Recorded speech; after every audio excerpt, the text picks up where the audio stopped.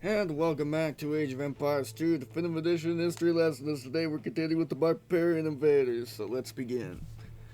Around the year 200 AD, nomadic tribes on the Great Grass Steppes of Central Asia began migrating towards China, India, Persia, and Europe.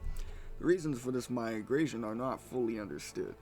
The largest part of the nomads was the Huns. Their small stature and small ponies bellied a fierce and determined ruthlessness. They terrified other tribes they encountered in their migrations, causing something like a domino effect. Moving west, the Huns displaced the Goths, living northwest of the Black Sea, for example, who pushed south over the Danube into the Balkans, ruled by the Eastern Roman Empire. Most Huns moved towards the German plains, encouraging other German tribes to cross the Rhine. The Western Roman Empire was already weakened by the time, from sporadic raids and invasions across the Rhine and Danube. Germanic tribes with growing populations coveted the sparsely occupied lands in Gaul and the benefits of being within the Roman Empire. By 400, the Roman army was already 30 to 50% German mercenaries. In desperation, some barbarian groups were enlisted into the Roman army as entire units to help defend against the other groups.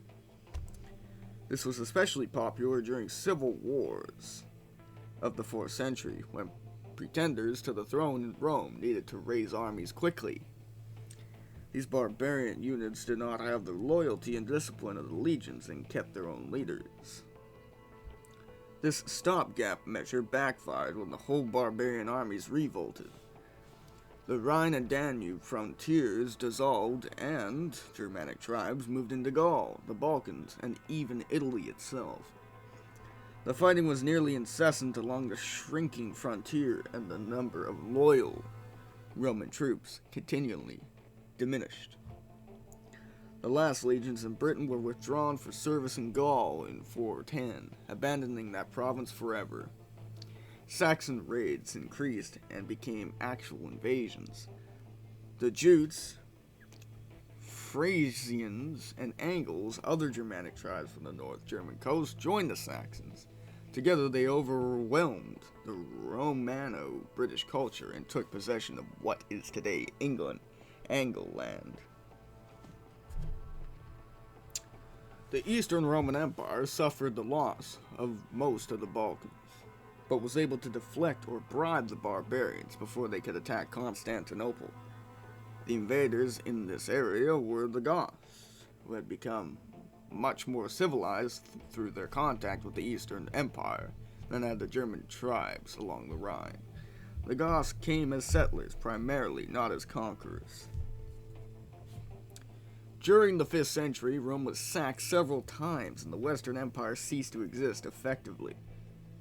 Italy was repeatedly invaded and ravaged. In 476, the last recognized Roman emperor was killed.